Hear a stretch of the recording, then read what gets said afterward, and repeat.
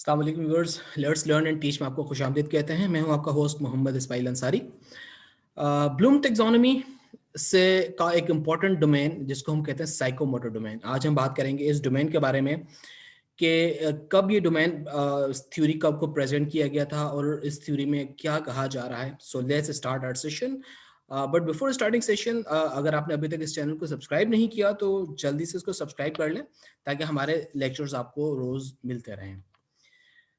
Okay, Bloom's taxonomy, doctor Benjamin Bloom ने 1956 में एक थ्योरी प्रेजेंट की थी जिसको एक हायरार्किकल डेवलपमेंटल थ्योरी कहा गया था, जिसमें उन्होंने स्टूडेंट्स की लर्निंग को बताया था कि बच्चा किस तरह से सीखता है। और उस लर्निंग को उन्होंने 3 डिफरेंट एरियाज में डिवाइड किया था। पहला जो एरिया था उसका नाम दिया गया था कॉग्निटिव डोमेन। सेकंड इसका जो एरिया है आपकी लर्निंग का बच्चे की, दैट वाज अफेक्टिव। और जो तीसरा एरिया है इसको नाम दिया गया था साइकोमोटर डोमेन का। सो कॉग्निटिव और अफेक्टिव डोमेन पे ऑलरेडी हमारे लेक्चर्स अपलोडेड हैं, आप उसमें से जाके देख सकते हैं।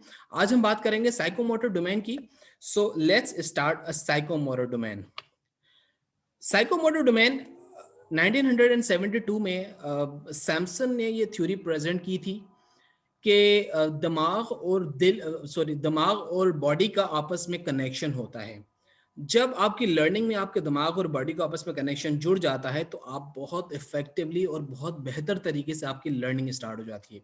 फर्स्ट करें, अगर आप क्रिकेट खेलते हैं तो कुछ बैट्समैन ऐसे होते हैं जो बहुत अच्छी क्रिकेट खेलते हैं, उनकी टाइमिंग बहुत अच्छी होती है, बहुत अच्छी बैटिंग कर लेते हैं।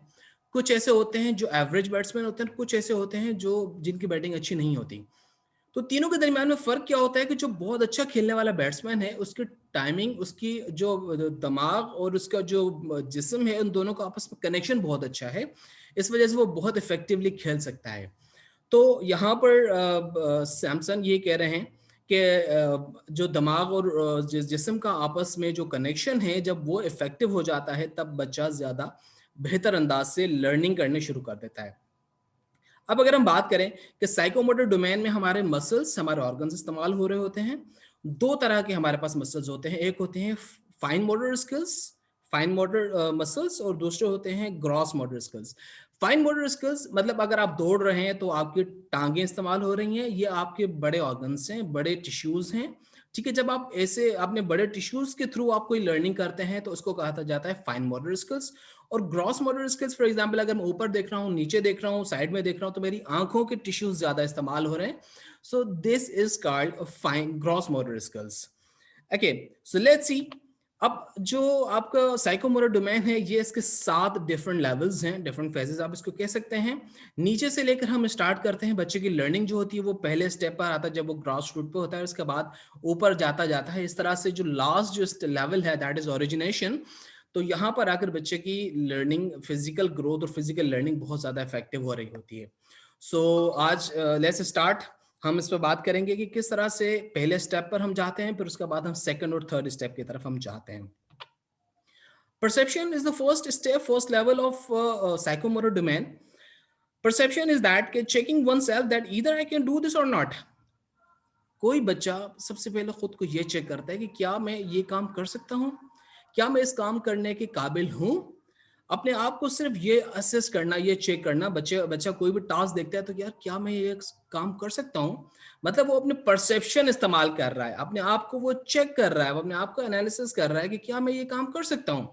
अगर वो ये काम सिर्फ अगर ये सोचने की हद तक वो यहाँ तक आ जाता है तो उसका मतलब वो लेवल नंबर 1 पे आ चुका है। इसके बाद set.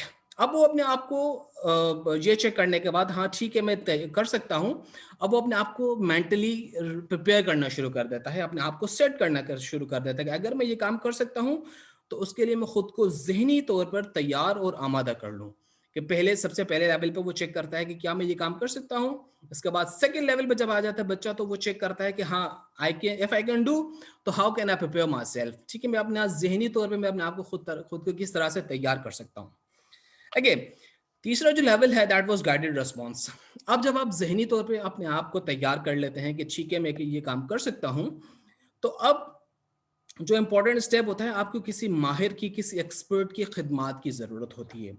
Again, preparing oneself to get help from any expert. आप किसी माहिर के पास जाते हैं और आप उससे उस चीज़ के बारे में एक्सपर्टीज़ हासिल करने की कोशिश करते हैं। आप उसके पास जाते हैं, उससे गाइड लेने की आप कोशिश करते हैं। सो जो आपको गाइडेड रिस्पॉन्स मिल रहा होता है, तो आप थर्ड लेवल पे आप फिज़िकली जाकर आप किसी चीज़ को सीखने की कोशिश कर रहे होते हैं।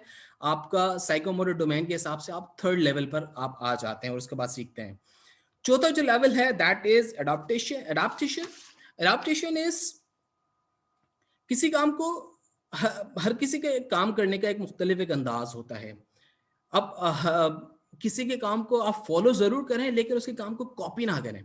आपका अपना एक अंदाज़ होना चाहिए, एक आपकी एडाप्टेशन होना चाहिए। आप जो भी काम करें, उसके अपने अंदाज़ और अपने स्टाइल से करने की कोशिश करें। फॉर एग्ज़ाम्पल अगर आप बॉलिंग करते हैं या फिर आप बैटिंग करते हैं, तो आप सईद अनवर भी इज़ अ प्लेयर और उसके अलावा Shahid Afridi is also kind of player. Both have different kind of style, different kind of phenomena for their batting. लेकिन अगर आप उनको कॉपी करने की कोशिश करेंगे, तो आप अपने स्टाइल से नहीं खेल सकेंगे। So make your own style. आप कोशिश करें कि अपने अंदाज में इसको खेलने की कोशिश करें।